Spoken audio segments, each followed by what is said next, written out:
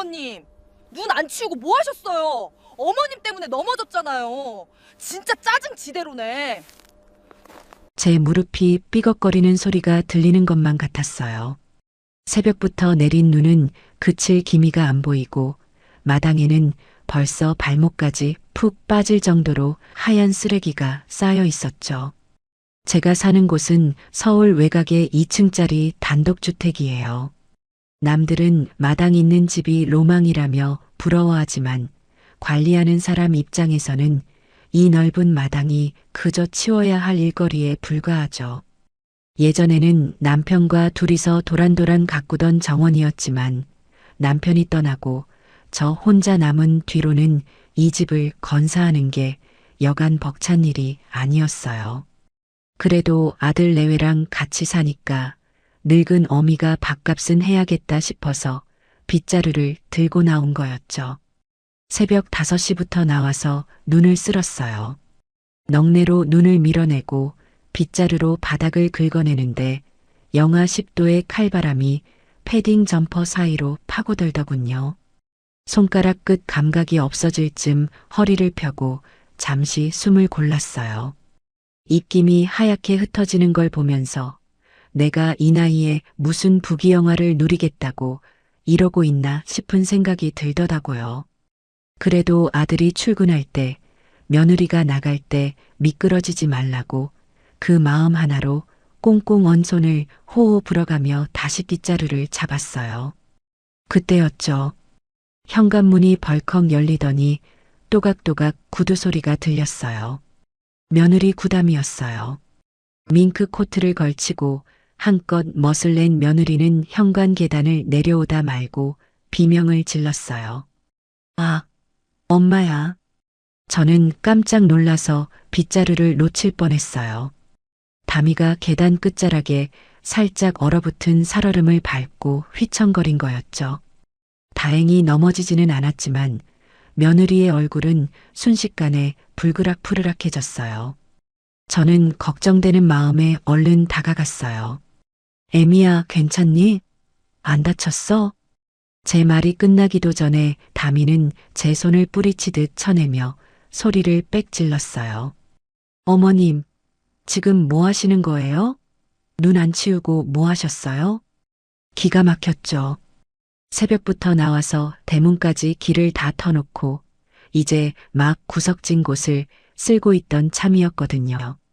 제 이마에 맺힌 땀방울은 보이지도 않는 건지 며느리는지 구두굽을 털며 짜증을 냈어요. 제가 오늘 중요한 미팅 있다고 했잖아요. 이 구두 비싼 건데 눈 녹은 물 튀어서 얼룩지면 어머님이 물어내실 거예요? 새벽부터 일어나서 부스럭거리는 소리 다 들리던데 도대체 나와서 뭘 한 거예요? 길바닥이 그대로잖아요. 아니, 애미야. 내가 5시부터 나와서 쓸었다. 저기 대문까지 길 난 거 안 보이니? 여기 계단 끝은 금방 또 눈이 덮여서 변명하지 마세요. 결과가 중요하잖아요. 제가 넘어져서 다치기라도 했으면 어쩌실 뻔했어요? 늙으셔서 이제 눈 하나 제대로 못 치우시는 거예요? 그럴 거면 용역을 부르든지 하셨어야죠. 사람 불안하게 이게 뭐예요, 진짜. 다미는 저를 마치 일 못하는 용역 직원 혼내듯 몰아세웠어요. 저는 억울해서 입술이 파르르 떨렸지만 출근길 기분 망칠까봐 꾹 참았어요. 아들 내외가 얹혀 사는 이 집, 명의는 엄연히 제 것인데도 며느리는 마치 자기가 주인이고 제가 얹혀 사는 식모인 줄 아는 것 같았죠. 알았다. 조심해서 다녀와라. 내가 얼른 다시 쓸마.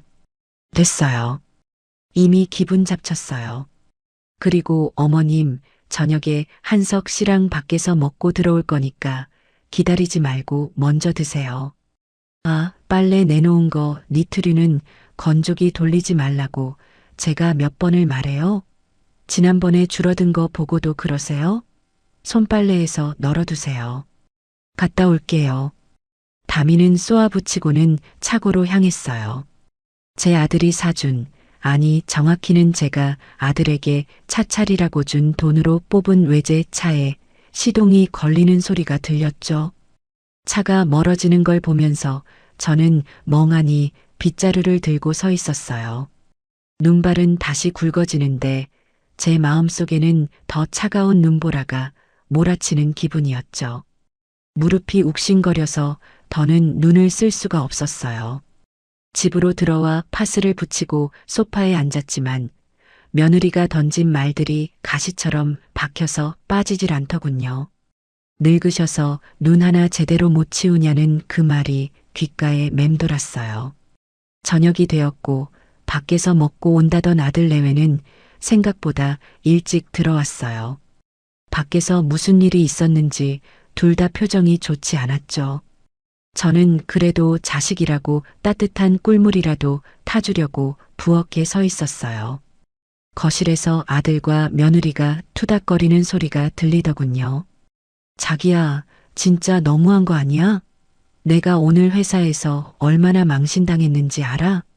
옷에 눈 튀었다고 김 부장이 촌스럽게 그게 뭐냐고 꼽줬단 말이야. 이게 다 아침에 기분 망쳐서 그래. 아, 알았어. 그만 좀 해.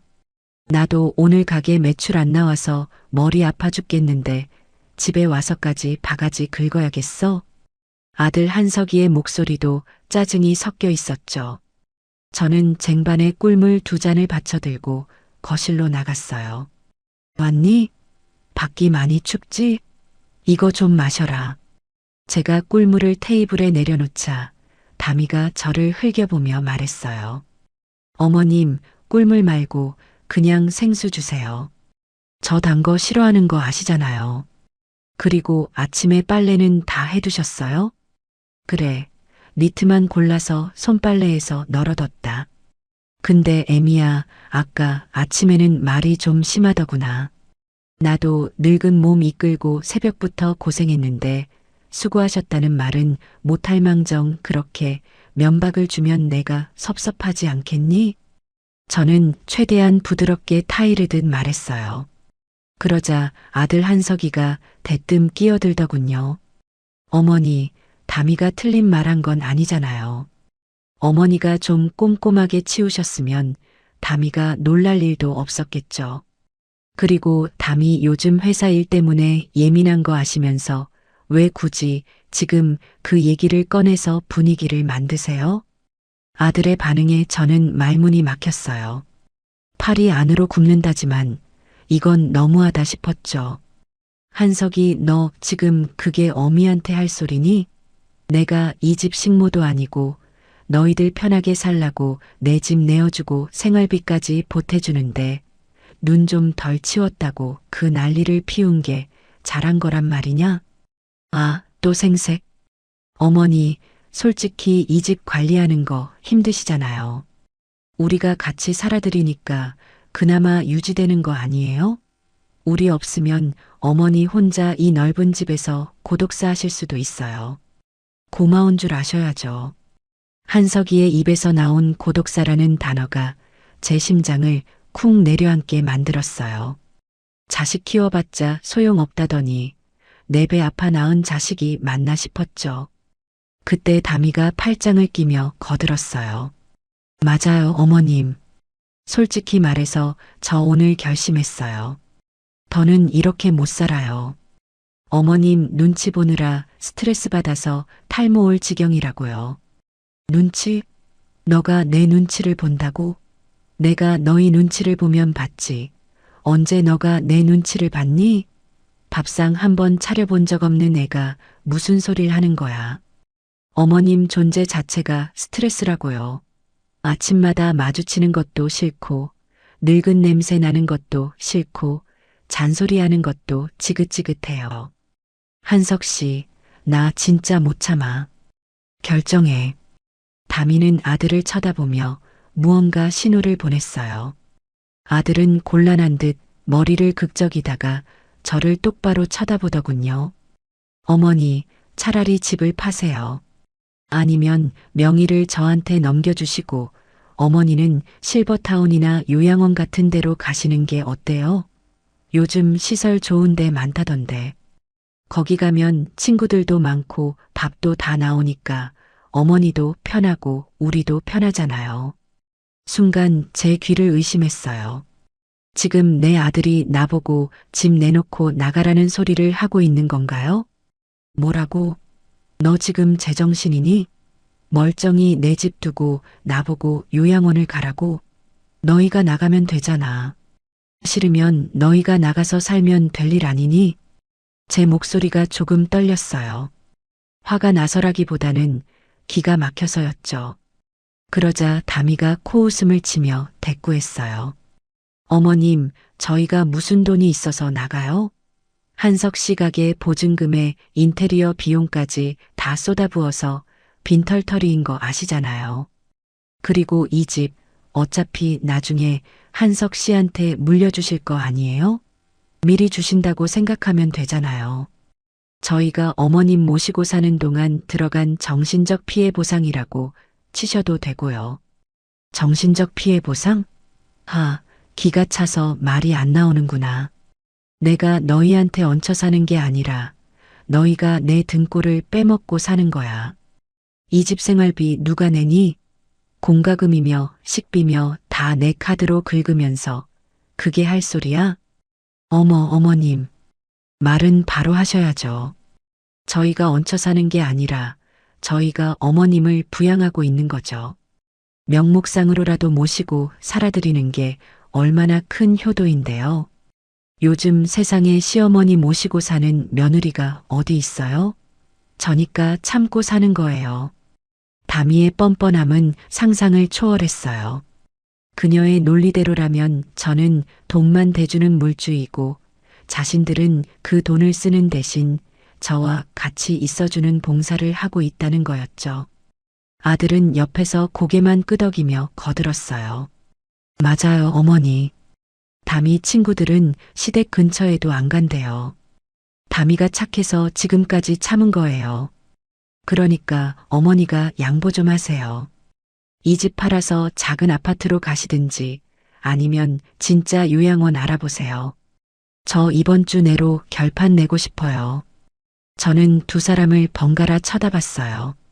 아들은 텔레비전 채널을 돌리며 건성으로 말하고 있었고 며느리는 스마트폰을 만지작거리며 제 대답을 기다리고 있었죠. 그들의 태도에서 저에 대한 존중이나 애정은 눈 씻고 찾아볼 수 없었어요. 저는 그 순간 머릿속이 아주 차갑게 식는 걸 느꼈어요. 뜨거운 분노가 치밀어 오를 줄 알았는데 오히려 아주 냉정하고 이성적인 판단이 서더군요. 이것들은 사람이 아니구나. 내가 헛살았구나. 지금까지 가족이랍시고 품어왔던 세월이 부정당하는 느낌이었지만 덕분에 미련은 확실히 끊어졌어요. 저는 떨리는 손을 감추고 테이블 위에 꿀물 잔을 들어 천천히 한 모금 마셨어요. 달콤해야 할 꿀물이 쓴약처럼 느껴졌죠. 그래, 알았다. 너희 말이 무슨 뜻인지 잘 알겠어. 제가 차분하게 대답하자 다미의 눈이 반짝였어요. 정말요? 그럼 요양원 알아보실 거예요? 아니면 진명에 넘겨주실 거예요? 증여세 문제는 제가 알아봐둔 세무사가 있는데 그쪽 통해서 하면 절세할 수 있대요. 며느리는 벌써 김칫국을 마시며 신이 나서 떠들었어요. 아들도 그제야 TV에서 눈을 떼고 저를 보며 웃더군요. 잘 생각하셨어요, 어머니. 역시 어머니는 말이 통한다니까요. 우리가 어머니 나쁘게 되라고 그러는 거 아니잖아요. 다 서로 좋자고 하는 거지. 서로 좋자고 하는 거라니 정말 뻔뻔하기 짝이 없었죠. 저는 속으로 비웃음을 삼키며 고개를 끄덕였어요. 그래, 너희 말대로 서로 좋은 방향으로 해야지. 내가 며칠 좀 생각할 시간이 필요하니까 보채지 말고 기다려라. 그리고 내일부터는 눈 치우는 거 너희가 해라. 나는 이제 관절이 아파서 못하겠다. 진짜. 알았어요. 사람 부르면 되죠, 뭐. 돈 좀 들더라도 전문가 쓰는 게 낫지. 어머님이 하시면 또 어설프게 하실 테니까요. 다미는 끝까지 제 속을 긁어놓는 말을 잊지 않았어요. 저는 자리에서 일어나 제 방으로 들어왔어요. 문을 닫고 침대에 걸터 앉으니 방금 전까지 있었던 일이 연극처럼 느껴졌어요. 창밖에는 여전히 눈이 내리고 있었죠. 마당에 쌓인 눈은 내일 아침이면 더 높게 쌓여 있을 거예요. 하지만 이제 저는 저 눈을 치우지 않을 거예요. 저는 서랍 깊숙한 곳에서 통장들과 도장, 그리고 집문서를 꺼냈어요. 남편이 죽으면서 남겨준 유산과 제가 악착같이 모아서 불린 재산들이었죠. 이 모든 게 제 이름으로 되어 있다는 사실이 오늘따라 얼마나 다행스럽게 느껴지는지 몰라요. 아들은 가게 건물이 자기 것인 줄 알지만 사실 명의는 제 것이었고 임대사업자도 저로 되어 있었거든요. 아들은 그저 제가 위임해준 관리인 자격으로 행세하고 다녔을 뿐이죠. 그동안은 기 살려주려고 모른 척 해줬지만 이제는 그럴 이유가 없어졌어요. 휴대폰을 들어 평소 알고 지내던 김 법무사님에게 문자를 보냈어요. 김 법무사님, 내일 오전에 사무실로 찾아뵙겠습니다. 급하게 처리할 부동산 매매 건이 있어요. 서류 준비해 주세요. 답장은 바로 오지 않았지만 내일 아침이면 연락이 올 거예요. 그리고 부동산 앱을 켜서 옆 동네, 아니 아주 먼 동네의 부동산 시세를 훑어봤어요. 이 집을 팔고 아들 가게 건물을 팔면 꽤 큰 목돈이 생기겠죠. 그 돈을 들고 어디로 갈까 고민하다가 문득 남편과 신혼여행으로 갔던 남쪽 섬이 떠올랐어요. 그래, 거기가 좋겠다. 따뜻하고 바다가 보이고 무엇보다 이 끔찍한 기생충들로부터 가장 멀리 떨어진 곳. 저는 달력을 보며 날짜를 계산해 봤어요. 당장 내놓으면 금매로 팔릴 테니 일주일. 딱 일주일이면 모든 걸 정리할 수 있을 것 같았죠. 방 문 밖에서는 아들과 며느리가 치킨을 시켜 먹는지 웃고 떠드는 소리가 들려왔어요. 이제 우리 명의로 되면 인테리어 싹 다시 하자. 차도 바꿀까? 하는 철없는 소리들이 방음이 잘 안 되는 문틈으로 새어 들어왔죠. 저 소리를 듣고도 더는 화가 나지 않았어요. 오히려 측은하다는 생각마저 들었죠. 실컷 웃어둬라. 그 웃음이 얼마나 갈지 두고 보자고. 저는 침대 옆 협탁에 놓인 남편 사진을 쓰다듬으며 조용히 의조렸어요. 여보, 나 이제 진짜 내 인생 살러 가요. 당신도 하늘에서 보고 있죠? 저놈들 정신 차리게 하려면 이 방법밖에 없다는 거 당신도 이해할 거죠? 다음 날 아침 저는 평소보다 늦게 일어났어요. 밖에서 며느리의 짜증 섞인 목소리가 들렸죠. 아, 진짜 눈이 산더미잖아. 어머님은 아직도 주무시는 거야? 사람 부르라더니 진짜 안 치우셨네. 한석 씨, 자기가 좀 나가서 길만 좀 터줘. 나 이대로는 못 나가. 아, 귀찮게 진짜. 그냥 택시 타고 가. 택시가 이 언덕까지 올라오겠어? 빨리 좀 해봐. 투닥거리는 소리를 자장가 삼아 저는 이불을 머리끝까지 뒤집었었어요. 그들이 눈 속에서 뒹굴든 말든 제 알 바 아니었으니까요. 잠시 후 현관문이 쾅 닫히고 찻소리가 멀어지자 저는 자리에서 일어났어요. 아주 개운한 아침이었죠. 샤워를 하고 가장 아끼는 정장을 꺼내 입었어요. 화장대에 앉아 곱게 분을 바르고 립스틱도 평소보다 진하게 발랐죠. 거울 속에 비친 제 얼굴은 어제보다 훨씬 생기 있어 보였어요. 핸드백에 인감 도장과 신분증, 등기권리증을 챙겨 넣으며 저는 혼잣말을 했어요. 자, 이영주. 이제 시작해보자고. 거실로 나오니 식탁 위에는 어젯밤 그들이 먹고 치우지 않은 치킨 뼈와 맥주 캔이 널려 있었어요. 예전 같았으면 잔소리를 하면서도 치워줬겠지만 오늘은 그대로 두기로 했어요. 어차피 이 집 곧 남의 집이 될 테니까요. 저는 식탁을 한번 쓱 훑어보고는 미련 없이 현관을 나섰어요. 택시를 타고 옆 동네 부동산으로 가는 길, 창밖 풍경이 유난히 선명하게 들어오더군요. 기사님이 백미러로 저를 보며 말을 걸었어요. 사모님, 오늘따라 표정이 아주 밝으시네요. 좋은 일 있으신가 봐요? 네, 아주 좋은 일이 생길 것 같아요. 평생 묵은 체증이 내려가는 일이거든요. 아이고, 그거 참 잘 됐네요. 요즘 같은 세상에 속 시원한 일 찾기 힘든데 축하드립니다. 감사해요. 정말 축하받을 일이죠. 저는 창문을 조금 열고 들어오는 찬바람을 맞았어요. 어제의 칼바람과는 다르게 상쾌하게 느껴지더군요. 부동산 앞에 도착해서 택시비를 내리는데 손이 떨리지 않았어요. 오히려 가슴이 두근거렸죠. 복수심 때문이 아니라 새로운 시작에 대한 설렘 때문이었어요. 부동산 문을 열고 들어가자 사장님이 반갑게 맞아주셨어요. 어서 오세요. 어떤 물건 찾으시나요? 저는 의자에 앉으며 차분하게 말했어요. 물건을 찾으러 온 게 아니라 내놓으러 왔어요. 지금 사는 2층 주택이랑 상가 건물 하나 금매로 처리해 주세요. 가격은 시세보다 낮아도 상관없으니 무조건 이번 주 안으로 잔금까지 치를 수 있는 분으로요. 사장님의 눈이 휘둥그레졌어요. 그 표정을 보며 저는 빙그레 웃어주었죠. 이제 돌이킬 수 없는 주사위는 던져진 거예요. 아들과 며느리가 이 사실을 알게 될 때쯤이면 저는 이미 배를 타고 먼 바다 위에 떠 있겠죠. 상상만 해도 입가에 미소가 번지는 걸 멈출 수가 없었어요. 아, 그리고 사장님. 집 보러 오는 건 평일 낮 시간으로만 잡아주세요. 가족들에게는 깜짝 선물을 하려고 해서 비밀로 해야 하거든요. 제 거짓말에 사장님은 고개를 끄덕이며 알겠다고 했어요. 깜짝 선물이라니 세상에서 가장 충격적인 선물이 되겠죠.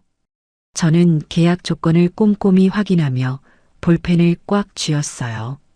이 계약서 한 장이 제 인생의 이막을 열어줄 열쇠였으니까요.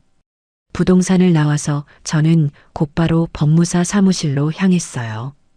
이제 시작일 뿐이었죠. 해야 할 일은 많고 시간은 일주일 뿐이었으니까요.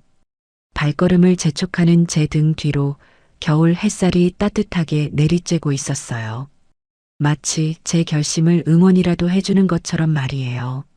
집으로 돌아오는 길 마트에 들러 저녁장을 봤어요. 마지막 만찬을 준비하기 위해서가 아니라 그들을 안심시키기 위한 연막 작전이었죠. 평소처럼 밥상을 차려놓고 기다려야 그들이 의심하지 않을 테니까요. 카트에 비싼 한우와 전복을 담으면서 생각했어요.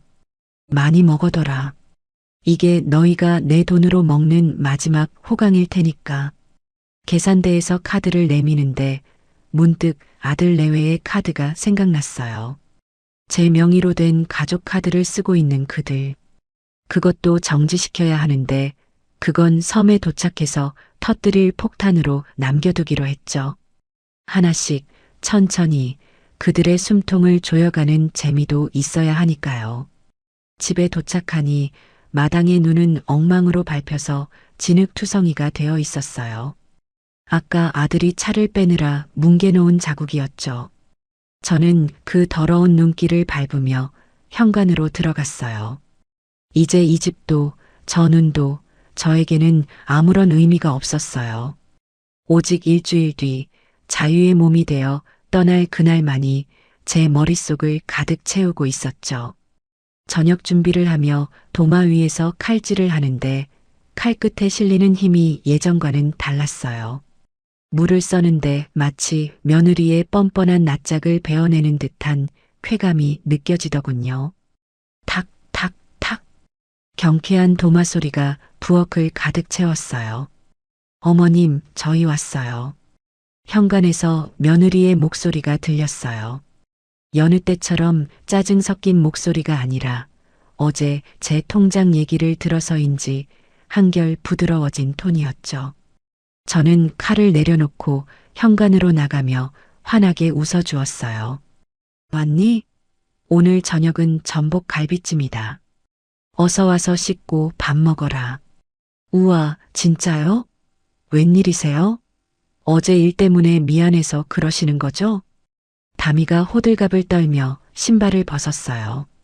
아들도 뒤따라 들어오며 코를 킁킁거렸죠. 맛있는 냄새 나네. 역시 어머니 손맛이 최고라니까. 그들의 가식적인 칭찬을 들으며 저는 속으로 대답했어요. 그래, 많이 먹어라. 먹고 떨어져라. 식탁에 둘러앉아 밥을 먹는 그들의 모습을 보며 저는 밥알을 새듯이 천천히 씹었어요. 이 풍경도 일주일 후면 끝이라고 생각하니 밥맛이 꿀맛이더군요. 아들은 갈비를 뜯으며 슬쩍 본론을 꺼냈어요. 어머니, 그래서 생각은 좀 해보셨어요? 요양원 말이에요. 그럼 생각해봤지. 아주 긍정적으로 생각하고 있다. 너희 말대로 내가 짐이 되면 안 되잖아. 아이고, 어머니. 짐이라니요. 저희는 어머니 편하시라고 그러는 거죠. 그럼 이번 주말에 같이 요양원 투어라도 가볼까요? 아니, 그럴 필요 없다. 내가 알아서 다 알아보고 결정할 테니 너희는 신경 쓰지 마라. 너희는 그저 열심히 일하고 잘 살 생각만 해. 와, 어머님 진짜 쿨하시다. 한석 씨 들었지? 어머님이 알아서 하신대. 우리 이제 진짜 편하게 살 수 있겠다. 며느리가 박수까지 치며 좋아했어요. 저렇게 좋을까? 자신의 머리 위로 날벼락이 떨어질 준비가 되고 있다는 것도 모른 채 해맑게 웃는 꼴이라니. 저는 국을 한술 뜨며 넌지시 말했어요. 그래, 너희가 편하게 사는 게 내 소원이지. 아주 편하게 너희 힘으로 세상 무서운 줄 모르고 살아봐야지. 네, 세상 무서운 줄 모르고라니요? 무슨 말씀이세요? 아들이 고개를 갸웃거리며 물었어요. 저는 아차 싶었지만 금세 표정을 수습하며 웃었죠. 아니, 너희가 젊으니까 패기 있게 살라는 뜻이야. 내 걱정은 말고. 아, 네. 알겠어요. 어머니도 참 말씀을 어렵게 하시네. 아들은 대수롭지 않게 넘기며 다시 밥그릇을 비웠어요. 저는 그들이 밥을 다 먹을 때까지 자리를 지키며 이 마지막 연극의 관객이 되어 주었죠. 설거지를 끝내고 방으로 돌아온 저는 달력에 빨간 동그라미를 쳤어요. 장금일, 그리고 이사 날짜. 모든 준비는 끝났고 이제 시간만 흐르면 되는 거였죠. 침대에 누워 천장을 바라보는데 며느리가 했던 말이 다시 떠올랐어요. 어머님 존재 자체가 스트레스라는 말. 그래, 그 스트레스. 이제 영원히 없애주마. 내 존재가 사라진 빈자리가 얼마나 큰 공포로 다가오는지 뼈저리게 느끼게 될 거다. 저는 눈을 감았어요. 파도 소리가 들리는 듯 했죠. 섬으로 가는 배의 기적 소리가 벌써부터 귓가에 울리는 것만 같아서 저는 아주 오랜만에 깊고 편안한 잠에 빠져들 수 있었어요. 내일은 집을 보러 올 사람들을 위해 청소를 좀 해둬야겠네요. 물론 제 짐을 정리하는 청소 말이에요. 이게 바로 눈 안 치웠다고 쫓겨날 뻔한 시어머니의 반란의 서막이었죠. 다음 날 아침 눈을 떴을 때 천장이 유난히 낯설게 느껴지더군요. 30년을 살았던 집인데 이제 곧 떠날 곳이라고 생각하니 벽지 무늬 하나하나가 다르게 보였어요. 예전에는 저 얼룩이 아들이 어릴 때 공 차다가 낸 자국이라며 추억에 잠기곤 했는데 지금은 그저 낡고 지저분한 흔적으로만 보였죠. 몸은 이상하게 가벼웠어요. 마음을 독하게 정하고 나니까 지긋지긋하던 무릎 관절이 쑤시는 것도 덜한 것 같았죠. 거실로 나가니 썰렁했어요. 아들과 며느리는 벌써 출근하고 없었죠. 식탁 위를 보니 가관이더군요. 어제 저녁에 먹다 남은 과일 껍질이 말라 비틀어져서 식탁보에 들러붙어 있었고 싱크대에는 라면 먹은 냄비가 붉은 국물을 머금은 채 말라가고 있었어요. 젓가락은 바닥에 떨어져 있고 식탁 의자는 제멋대로 빠져 있었죠. 평소 같으면 이것들이 진짜 손 하나 까딱 안 하지. 내가 전생에 무슨 죄를 지어서 이 나이에 식모살이를 하나 하면서 혀를 차고 고무장갑을 꼈겠지만 오늘은 그냥 뒀어요. 어차피 집 보러 올 사람들이 오기 전에만 싹 치우면 되니까요. 아니, 오히려 이런 지저분한 흔적들을 보면서 제 결심을 다지는 것도 나쁘지 않았어요. 저 냄비 하나 닦아주지 않는 놈들에게 내 집을 물려준다? 어림없는 소리죠. 저는 냉장고에서 생수 한 병을 꺼내 벌컥벌컥 마셨어요. 찬물이 식도를 타고 내려가니 정신이 번쩍 들면서 뱃속 깊은 곳에서 뜨거운 것이 올라오는 걸 눌러주더군요. 저는 안방으로 들어가 옷장을 활짝 열었어요.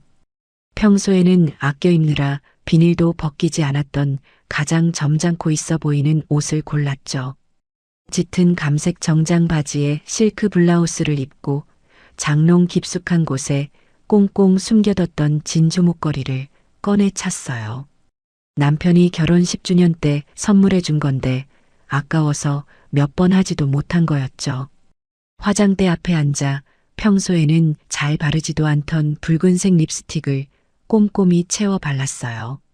거울 속에 비친 제 얼굴은 어제보다 훨씬 독해 보였고 눈매에는 서슬퍼런 기운이 감돌았죠. 이영주, 너 아직 쓸만하다. 기죽지 마라. 내 돈이고 내 집이야. 아무도 너한테 이래라 저래라 할 수 없어. 스스로에게 최면을 걸 듯 중얼거렸어요. 집을 나서기 전 안방 금고를 열어 묵직한 서류 봉투들을 꺼냈어요. 등기권리증 2개. 하나는 이 집이고 다른 하나는 아들이 운영하는 상가 건물이었죠. 그리고 제 명의의 인감 도장과 통장들. 이것들이 제 무기이자 방패였어요. 가방에 그것들을 챙겨 넣는데 손끝이 짜릿했어요.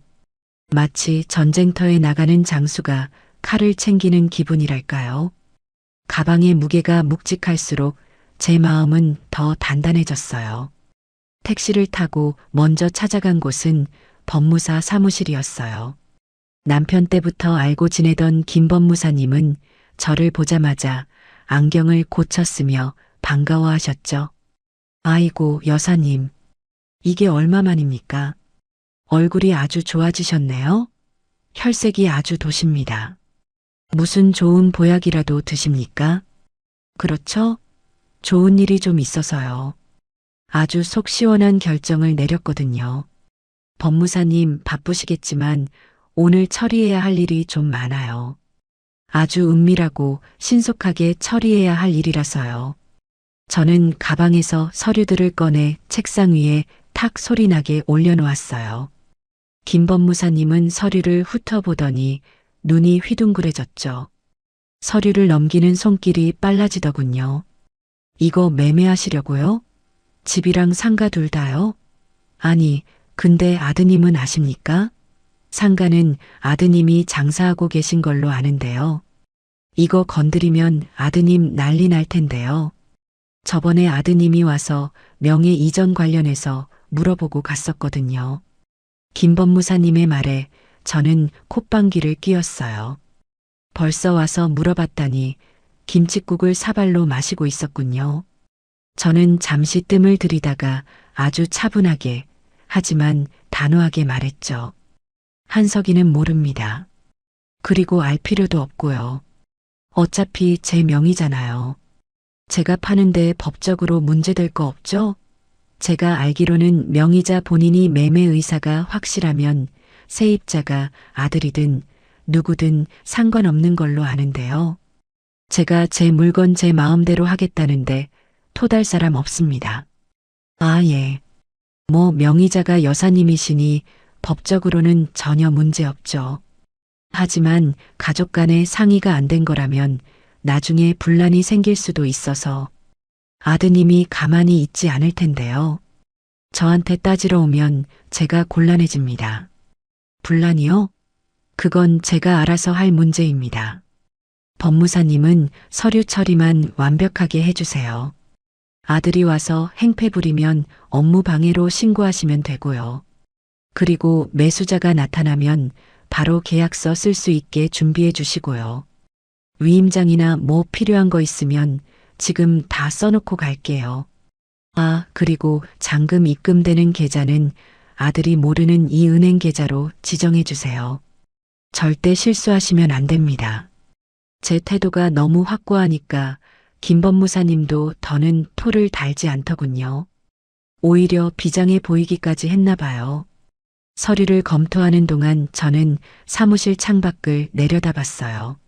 사람들이 개미처럼 바쁘게 움직이고 있었죠. 저 많은 사람 중에 내 편은 하나도 없다는 생각이 들었지만 외롭지는 않았어요.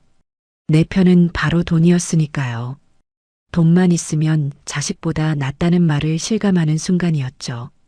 법무사 사무실을 나와서 저는 곧바로 옆 동네 부동산으로 갔어요. 우리 동네 부동산에 내놓으면 입산 박 여사가 소문을 낼 게 뻔하니까요. 옆 동네 중에서도 큰 손들을 많이 상대한다는 황금 부동산을 찾아갔죠. 문을 열고 들어가니 화려한 옷을 입은 여자 사장님이 앉아 있었어요. 저는 자리에 앉자마자 단도직입적으로 말했어요. 물건 내놓으러 왔어요. 금매로요. 이민을 가게 됐거든요. 그래서 이번 주 안으로 늦어도 열흘 안에는 잔금까지 다 치를 수 있는 분을 찾아요. 가격은 시세보다 2억, 아니 확실하게 3억 낮게 내놓을게요.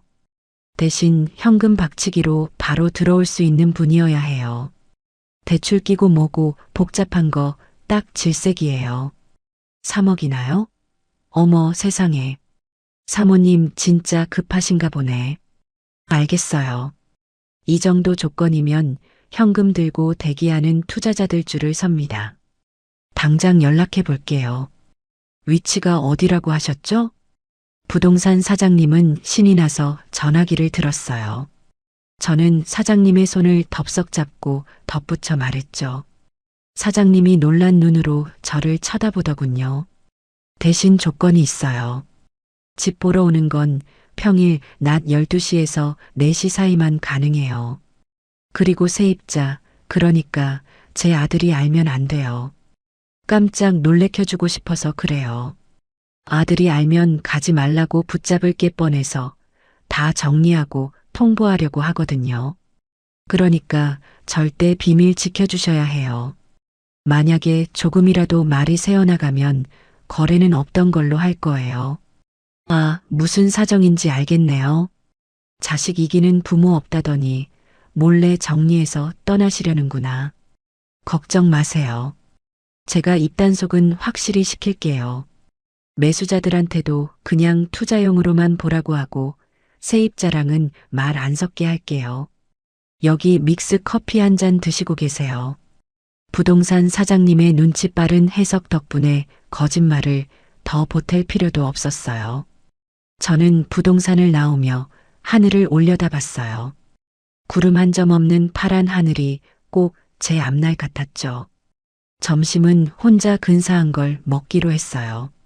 평소엔 며느리 눈치 보느라 찌개 데워 먹거나 물에 밥 말아 먹었는데 오늘은 일식집에 가서 가장 비싼 오마카에 런치를 시켰죠.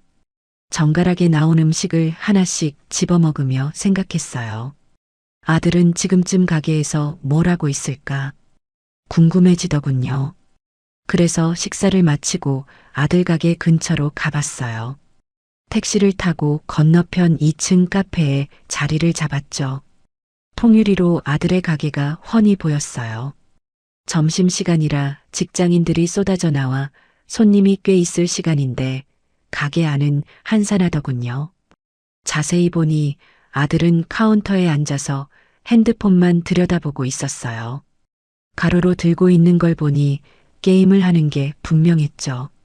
손님이 문을 열고 들어갔어요. 그런데 아들은 고개만 까딱하고 인사를 하는 둥 마는 둥 하더군요. 알바생이 혼자서 주문받고 서빙하느라 쩔쩔매는데도 아들은 거들 생각도 안 했어요. 오히려 알바생한테 뭐라고 짜증을 내는 듯한 제스처가 보였죠. 아마 주문이 밀렸다고 닥달하는 거겠죠. 자기는 손 하나 까딱 안 하면서요. 쯧쯧, 저러니 장사가 될 리가 있나. 내 돈 쏟아부어서 차려줬더니 저 꼴이라니. 저러고도 나한테 생활비 줄 돈이 없다고 징징거린 거야? 제 입에서 혀 차는 소리가 절로 나왔어요. 제가 차려준 가게, 제가 해준 인테리어. 처음 오픈할 때만 해도 어머니, 제가 진짜 대박 터뜨려서 호강시켜 드릴게요. 벤츠 태워 드릴게요. 큰 소리 뻥뻥 치더니 2년이 지난 지금은 저 모양이었죠. 매달 적자라고 징징대면서 생활비 못 주겠다고 할 때마다 경기가 안 좋아서 그런가 보다 했는데 그게 아니었어요. 사장이 게으른데 가게가 잘 될 리가 없죠. 그때 가게 문이 열리고 낯익은 얼굴이 들어갔어요. 며느리 담이었어요. 점심시간에 잠깐 들른 모양인데 손에는 시사 로고가 박힌 명품 쇼핑백이 들려 있었죠. 두 사람은 손님이 있든 말든 카운터 앞에서 낄낄거리며 웃더군요. 담이가 쇼핑백에서 핸드백을 꺼내 자랑하자 아들이 엄지손가락을 치켜 세웠어요. 자기야, 이거 신상인데 진짜 예쁘지? 이번 달 보너스 받은 걸로 질렀어. 어머님한테는 비밀인 거 알지? 어머님 알면 또 아껴 쓰라느니 잔소리할 것 뻔하잖아. 유리창 너머로 들리지는 않았지만 입모양만 봐도 무슨 말을 하는지 알 것 같았어요. 저는 집에서 전기세 아낀다고 불도 끄고 사는데 너희는 내 돈으로 가게 차려놓고 저렇게 흥청망청 쓰고 있었구나. 배신감이 아니라 확인 사살을 당한 기분이었죠. 저는 마시던 커피를 내려놓고 카페를 나왔어요. 이제 정말 거리낄 게 없었죠. 집으로 돌아오는 길에 부동산 사장님에게서 전화가 왔어요. 벌써 매수자가 나타났다는 거예요. 현금 부자이신 분인데 집이랑 상가 둘 다 한꺼번에 보고 싶어 한다고요. 저는 3시에 오라고 했죠. 집에 도착해서 대충 며느리 속옷이랑 아들 게임기들을 치우고 기다렸어요. 3시 정각, 점잖은 인상의 노부부가 들어왔어요. 남편분은 마당을 보자마자 감탄을 하더군요. 이 서울 바닥에 이렇게 관리 잘 된 마당이 있다니. 사모님이 진짜 애지중지하셨나 봅니다. 나무들도 전지가 아주 잘 되어 있네요. 네, 제가 매일 새벽마다 쓸고 닦은 마당이에요. 저기 저 감나무는 제가 10년 전에 직접 심은 거고요. 하지만 이제는 저보다 더 잘 가꿔주실 분께 넘기고 싶네요. 그들은 집안 구석구석을 꼼꼼하게 살폈어요. 저는 아들 방을 보여주며 자녀들이 해외에 나가서 빈방이나 다름없다고 태연하게 거짓말을 했어요. 그들은 내일 바로 계약하자고 했고 저는 웃으며 알겠다고 했죠. 그날 저녁 퇴근한 아들과 며느리는 치킨을 사들고 들어왔어요. 제가 낮에 본 걸 아는지 모르는지 아주 신이 나 보였죠. 냄새를 풍기며 들어오는데 제 몫은 생각지도 않았는지 치킨 박스는 하나뿐이었어요. 어머니, 요양원 생각해 보셨어요? 담이가 알아본 곳 진짜 좋다던데. 아들은 닭다리를 뜯으며 또 그 소리를 했어요. 입가에 양념을 묻히고 말하는 꼴이 참 가관이었죠. 저는 속으로 비웃으며 대답했죠. 그래, 아주 긍정적으로 생각하고 있다. 너희 말대로 내가 짐이 되면 안 되잖아. 나도 이제 늙어서 몸도 힘들고 너희 챙겨주는 것도 벅차다. 와, 어머님 진짜 쿨하시다. 한석 씨 들었지? 어머님이 알아서 하신대. 우리 이제 진짜 편하게 살 수 있겠다. 어머님 거기 가면 밥도 다 나오고 빨래도 다 해준대요. 어머님도 그게 편하시죠? 친구들도 많이 사귀시고 노래 교실도 다니시고 하세요. 며느리가 박수까지 치며 좋아했어요. 저렇게 좋을까? 자신의 머리 위로 날벼락이 떨어질 준비가 되고 있다는 것도 모른 채 해맑게 웃는 꼴이라니. 저는 국을 한술 뜨며 넌지시 말했어요. 그래, 너희가 편하게 사는 게 내 소원이지. 아주 편하게 너희 힘으로 세상 무서운 줄 모르고 살아봐야지. 고생이라곤 모르고 자란 너희가 맨 땅에 헤딩 한번 해봐야 정신을 차리지 않겠니? 네, 세상 무서운 줄 모르고라니요? 맨 땅에 헤딩이요? 무슨 말씀이세요? 아니, 너희가 젊으니까 패기 있게 살라는 뜻이야. 내 걱정은 말고. 인생이 원래 실전 아니겠니? 아들은 대수롭지 않게 넘기며 다시 밥그릇을 비웠어요. 저는 그들이 밥을 다 먹을 때까지 자리를 지키며 이 마지막 연극의 관객이 되어 주었죠. 계약은 일사천리로 진행됐어요. 다음 날 법무사 사무실에서 도장을 찍었고 계약금 2억 3천만 원이 제 비밀 통장으로 들어왔죠. 띵동하는 입금 문자 소리가 그렇게 아름다운 음악처럼 들릴 줄은 몰랐어요. 휴대폰 화면에 찍힌 숫자를 보고 또 봤죠. 이제 잔금 날짜까지 딱 5일 남았어요. 저는 그 5일 동안 정말 바쁘게 움직였어요. 겉으로는 평소와 똑같이 행동했지만 물밑에서는 치밀하게 이삿짐을 싸고 있었거든요. 새벽에 가족들이 잠들면 저는 슬그머니 일어나서 짐을 정리했어요. 낮에 하면 들킬까봐 밤에 도둑고양이처럼 움직였죠. 옷가지들은 압축팩에 넣어서 장롱 깊숙한 곳, 겨울 이불 사이에 숨겨두고 필요 없는 물건들은 검은 비닐봉지에 담아서 매일 아침 산책 나가는 척하며 밖에다 버렸죠. 버릴 때마다 속이 시원해졌어요. 과거의 미련을 하나씩 떼어내는 기분이었거든요. 어느 날 며느리가 화장실에서 나오다가 저를 마주쳤어요. 새벽 2시였는데 제가 쓰레기 봉투를 묶고 있었거든요. 어머님, 새벽부터 뭐 하세요? 웬 쓰레기 봉투예요? 잠 안 오세요? 가슴이 철렁했지만 저는 태연하게 대답했어요. 표정 관리하는데 도 같은 것 같았죠. 아, 요양원 가려면 짐 줄여야지. 잠도 안 오고 해서 안 쓰는 잡동사니 좀 정리했다. 너 필요한 거 있으면 가져가라. 저기 화장대에 안 쓰는 수입 화장품들도 많고 장식장에 있는 접시들도 너 다 가져. 어머, 진짜요? 대박. 어머님, 그거 비싼 거잖아요. 저 주시는 거예요? 저번에 그 로열 알버트 찻잔 세트도요? 며느리는 쓰레기 봉투에는 관심도 없고 화장품과 그릇 얘기에 눈이 뒤집혔어요.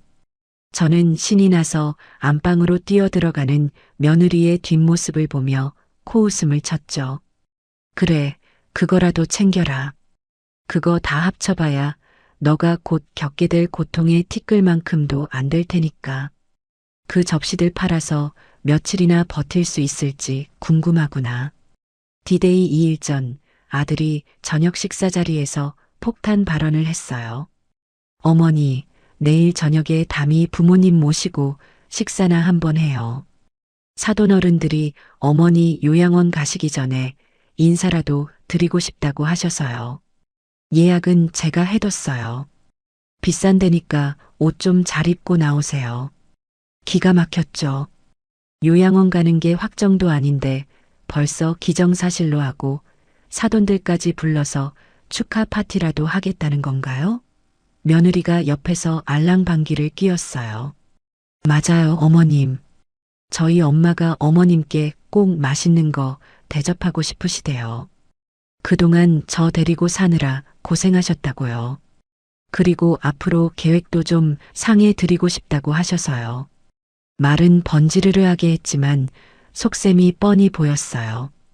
계획상이라는 게 보나 마나 돈 얘기겠죠. 하지만 저는 거절하지 않았어요. 오히려 잘 됐다 싶었죠. 그들의 뻔뻔한 민낯을 마지막으로 확인하고 내 복수의 정당성을 확실하게 다지고 싶었거든요. 약속 장소는 시내의 고급 한정식 집이었어요. 1인당 10만 원은 좋게 넘는 곳이었죠. 룸으로 들어가니 사돈 내외가 먼저 와 있었어요. 저를 보자마자 입에 발린 소리를 늘어놓았죠. 아이고 사부인. 큰 결심하셨네요. 요즘은 자식들한테 짐 안 되려고 다들 실버타운 가신다더니 역시 사부인은 신세도시네요. 우리 딸내미가 시어머니 복은 타고났어. 아주 존경스럽습니다. 안사돈의 말에는 가시가 돋쳐 있었어요. 마치 늙은이는 빨리 빠져주는 게 답이다라고 말하는 것 같았죠. 며느리는 옆에서 맞장구 치며 거들었어요. 맞아요, 엄마. 어머님이 진짜 쿨하셔서 다행이야. 내 친구 시어머니는 끝까지 안 나간다고 버티셔서 며느리가 우울증 걸렸대잖아. 난 진짜 어머님 존경해. 나도 나중에 늙으면 어머님처럼 깔끔하게 물러날 거야. 어머, 끔찍해라. 사부인은 절대 그러실 분 아니지. 참 사부인. 근데 집이랑 상가 정리하시면 현금이 꽤 되실 텐데 그거 관리는 어떻게 하실 거예요? 한서방한테 좀 맡기시지 그러세요. 요즘 한서방이 재테크 공부도 많이 하던데 노인네가 그 큰 돈 들고 있어봐야 사기나 당하기 딱 좋잖아요. 바깥사돈이 본색을 드러냈어요. 젓가락으로 갈비찜을 뒤적거리며 툭 던진 말이었지만 그 눈빛은 번들거리고 있었죠. 제가 요양원 들어가면 남은 재산은 어떻게 할 건지 떠보러 온 거예요. 아들은 옆에서 눈을 반짝이며 제 대답을 기다리고 있었고요. 장인어른, 제가 안 그래도 어머니한테 말씀드리고 있어요. 제가 이번에 가게 확장 계획이 있거든요. 목 좋은 자리가 났는데 권리금이 좀 비싸서 어머니가 도와주시면 진짜 대박 날 수 있거든요. 어머니, 이번 기회에 저 좀 믿어주세요. 저는 물잔을 천천히 돌리며 그들을 둘러봤어요. 탐욕으로 번들거리는 눈빛들이 참 추하게 느껴졌죠. 이 식탁 위에서 저를 진심으로 걱정하는 사람은 단 한 명도 없었어요. 저는 아주 차갑게 웃으며 입을 열었어요. 걱정 마세요. 제가 알아서 잘 정리할 겁니다. 그리고 한석이한테 줄 건 이미 다 줬다고 생각해요. 가게 차려줬고 집에서 공짜로 살게 해줬고 생활비까지 대줬으니까요. 더 이상 뭘 바라니? 염치가 있다면 이제 그만 바랄 때도 되지 않았니? 제 말에 분위기가 순식간에 싸해졌어요. 젓가락질하던 손들이 멈췄죠. 아들이 당황해서 얼굴이 벌개져서 말을 더듬더군요. 어머니. 그게 무슨 말씀이세요? 공짜라니요. 저도 나름대로 효도한다고 했는데. 그리고 사돈 어른들 앞에서 그게 무슨 망신입니까? 효도? 그래, 너가 생각하는 효도가 뭔지 모르겠지만 나는 이제 내 인생 살고 싶다. 너희도 이제 너희 힘으로 살아봐야지. 언제까지 늙은 어미 등골 빨아먹고 살 수는 없잖니? 사돈 어른들도 그렇게 생각하시죠? 사돈 딸이 귀하면 남의 자식 고열 짜내는 짓은 안 시켜야 하는 거 아닙니까? 어머, 사부인 말씀이 좀 지나치시네. 자식한테 등골이라니요. 부모가 자식 도와주는 건 당연한 거 아닙니까? 그리고 한석이가 남입니까? 하나뿐인 아들인데 저희가 뭐 달라고 강요했습니까? 다 같이 잘 살아보자고 하는 소리인데 너무하시네. 안사돈이 불쾌한 티를 팍팍 내며 쏘아붙였어요. 저는 피식 웃음이 나왔죠. 당연한 건 없죠. 그동안 당연하게 누렸으니 이제 그 대가를 치를 때도 된 거 아니겠어요? 식사들 맛있게 하세요. 저는 속이 안 좋아서 먼저 일어나겠습니다. 저는 자리에서 일어났어요. 계산서를 집어들고 나오는데 뒤통수가 따갑더군요. 계산은 역시나 제가 하고 나왔죠. 40만 원이 넘는 밥값이었지만 아깝지 않았어요. 이게 그들에게 베푸는 마지막 자선이자 너희는 끝까지 내 돈 없이는 밥 한 끼도 못 먹는 무능한 인간들이라는 걸 확인시켜 주는 거였으니까요. 영수증을 구겨서 쓰레기통에 던져버리는데 그렇게 통쾌할 수가 없었어요. 집에 돌아오는 길에 아들과 며느리는 차 안에서 한마디도 하지 않았어요. 냉기가 흘렀죠. 아마 자기들끼리 카톡으로 욕을 주고받았겠죠. 집에 도착하자마자 아들이 제 방문을 두드렸어요. 어머니, 아까는 말씀이 좀 심하셨어요. 장인어른 장모님 앞에서 저를 그렇게 무시하시면 어떡해요? 제가 입장이 뭐가 됩니까? 담이 보기도 민망하고요. 무시한 게 아니라 사실을 말한 거다. 왜 틀린 말 했니? 너 내 돈으로 가게 차린 거 맞고 생활비 안 주는 거 맞잖아. 팩트를 말했는데 왜 화를 내니? 아니, 그래도 체면이 있지. 그리고 가게 확장하는 거 말이에요. 어머니가 조금만 도와주시면 진짜 이번엔 대박 날 수 있다니까요. 요양원 보증금 빼고 남는 돈, 저 좀 빌려주세요. 이자 쳐서 갚을게요. 네. 어머니, 저 한 번만 살려주세요. 아들은 끝까지 돈 타령이었어요. 무릎이라도 꿇을 기세였죠.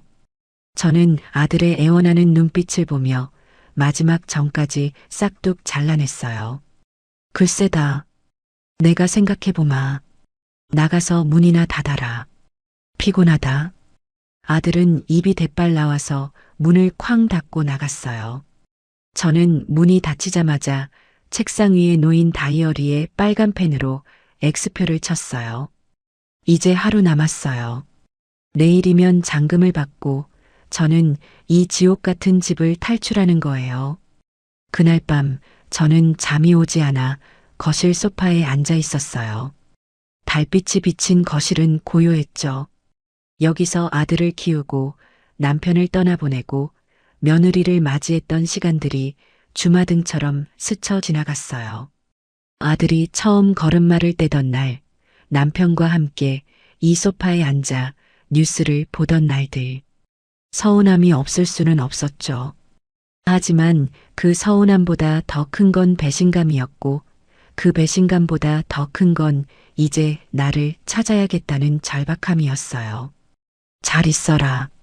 정들었던 내 집아. 주인 잘못 만나서 고생 많았다. 이제는 좋은 주인 만나서 사랑받고 살아라. 저는 소파 팔걸이를 쓰다듬으며 작별 인사를 했어요. 내일 아침이면 이 소파도 저 TV도 식탁도 다 남의 것이 될 테니까요. 눈물이 한 방울 떨어졌지만 저는 슥 닦아내고 방으로 들어갔어요. 내일은 전쟁 같은 하루가 될 테니까요. 그날이 밝았어요. 아침부터 심장이 쿵쿵 뛰어서 진정할 수가 없었죠. 저는 평소보다 더 정성스럽게 아침상을 차렸어요. 냉장고에 있는 재료를 다 털어서 콩나물국에 고등어 구이, 아들이 좋아하는 계란말이, 그리고 며느리가 좋아하는 잡채까지 만들었죠. 마지막이라 생각하니 음식 솜씨가 더 좋아진 것 같았어요. 부엌 가득 고소한 냄새가 퍼지자 아들이 부스스한 얼굴로 나왔어요. 오늘 무슨 날이에요? 아침부터 진수성찬이네. 냄새 죽인다. 아들이 식탁에 앉으며 감탄했어요. 며느리도 하품을 하며 나와서 젓가락을 들었죠. 와, 잡채다. 어머님, 오늘 무슨 날이에요? 안 하시던 걸 다 하시고. 그냥 입맛 없을까봐 좀 차렸다. 많이 먹어라. 이게 내가 차려주는 마지막 밥상이 될 수도 있으니까. 에이, 어머니도 참. 요양원 가시면 주말마다 와서 밥